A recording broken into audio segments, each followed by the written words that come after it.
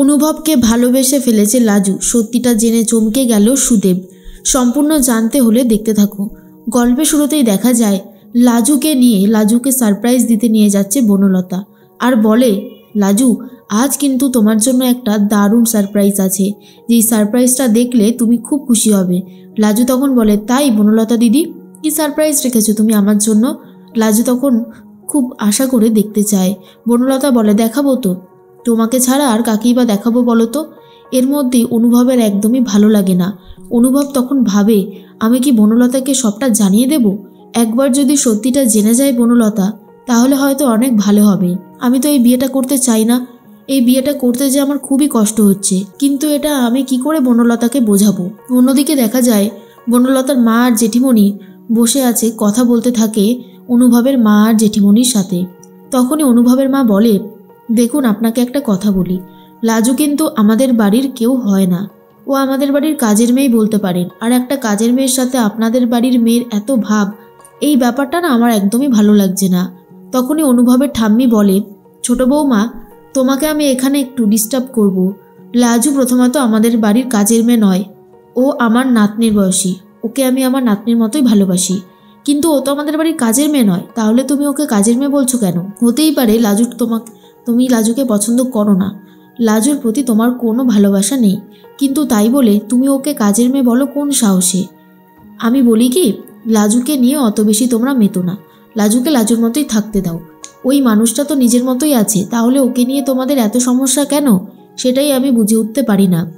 এর মধ্যেই অনুভব ভাবে কি করে সে এই বিয়েটা করবে, কারণ তার মন তো শুধু অন্য একজনকে চায়, সেটা লাজু ছাড়া আর কেউ নয়।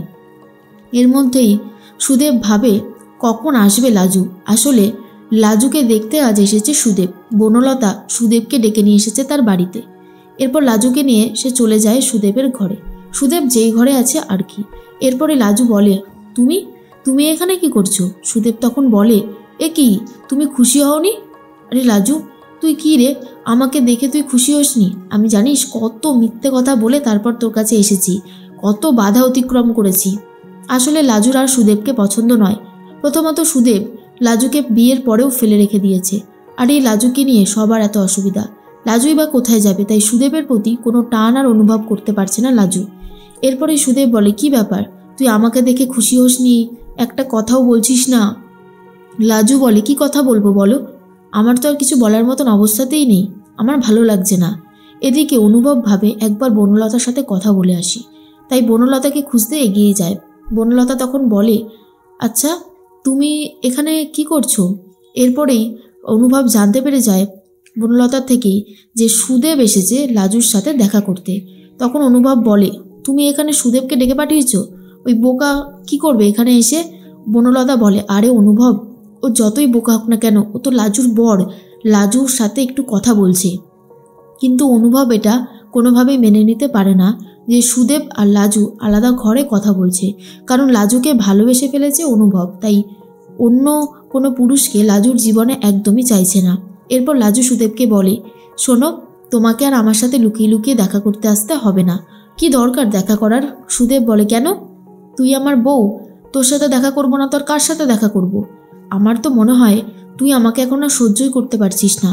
লাজু বলে, আমি তোমার বউ, তা বউকে তো বাড়িতে নিয়ে যেতে হয়, বউকে তো নিজের স্ত্রীর সম্মান দিতে সবাই বাড়িতে নিয়ে যায়। তুমি কি করেছো আমার জন্য? বলো না, চুপ করে আছো কেন?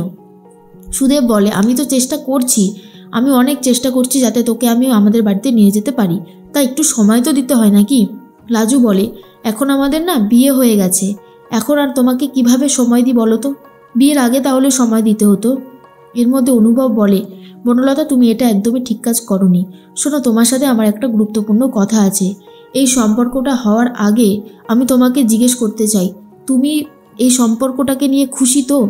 মানে কেউ জোর করছে বলে তুমি আবার এই সম্পর্কটা জোড়া লাগাতে চাইছো না তো? তখন অনুভব বলে, না না, এরকমটা তো নয়। এর মধ্যেই দেখা যায় যে বনলতা বারবার করে অনুভবের দিকে তাকাতে থাকে। অনুভব বুঝতে পারে যে বনলতা হয়তো বুঝতে পারছে অনুভবের ফিলিংসটা। অনুভব শুধু লাজু লাজুই করতে থাকে। তার মধ্যেই চলে এসেছে রেজিস্ট্রার স্যার, যাতে আজকে অনুভব আর বনলতার ম্যারেজ রেজিস্ট্রিটা হয়ে যায়। তখনই বনলতা বলে, বলছি চলো, যাবে না? তোমার কি এখনও কোনো সন্দেহ আছে অনুভব? দেখো, যদি তোমার মধ্যে কোনো প্রশ্ন থাকে তাহলে তুমি আমাকে এখনই বলতে পারো, আমি এক্ষুনি এই বিয়েটা ভেঙে দিতে পারি। এর মধ্যে লাজুর জন্য উপহার নিয়ে এসেছে সুদেব আর বলে, দেখ না আমি তোর জন্য ঠিক কী উপহার নিয়ে এসেছি।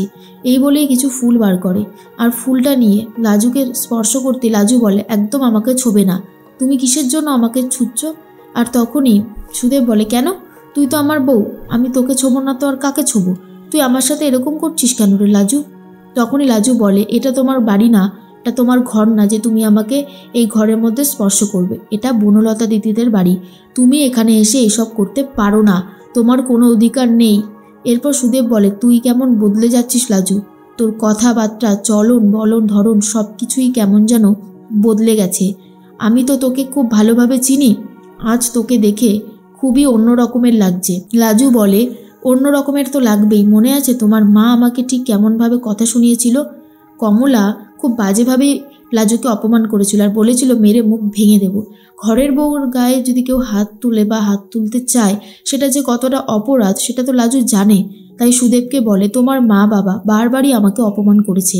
সুদেব বলে, আর তোর বাবা মা? তারা তো আমাকে পেলেই একেবারে শেষ করে ফেলবে।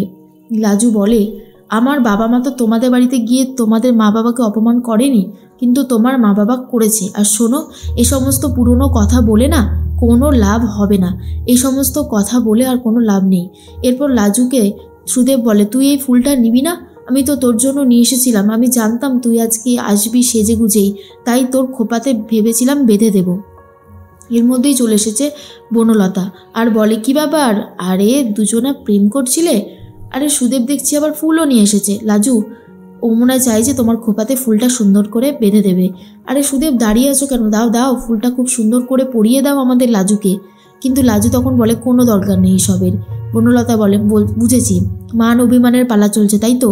আচ্ছা, সুদেবের প্রতি তোমার রাগ হওয়াটাই স্বাভাবিক, কিন্তু সুদেব তোমাকেও তো বুঝতে হবে লাজুর মান অভিমান করবার কারণ আছে। তুমি আর কতদিন বলো তো ওকে এইভাবে দূরে সরিয়ে রাখবে? এটা কিন্তু ঠিক হচ্ছে না। এদিকে অনুভব কিছুতেই লাজুর সাথে সুদেবকে মেনে নিতে পারে না। অনুভব তখন ভাবে যেটা হচ্ছে ভালো হচ্ছে না।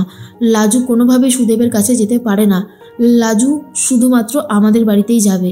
এর মধ্যেই ম্যারেজ রেজিস্টার যখন চলে এসেছে রেজিস্ট্রি করবার জন্য, তখন কিছুতেই অনুভব বনলতাকে বিয়ে করতে চাই না, কিন্তু কি করবে, সবাই মিলে এত প্রেশার দিতে থাকে, তখন সই করতে বাধ্য হয়।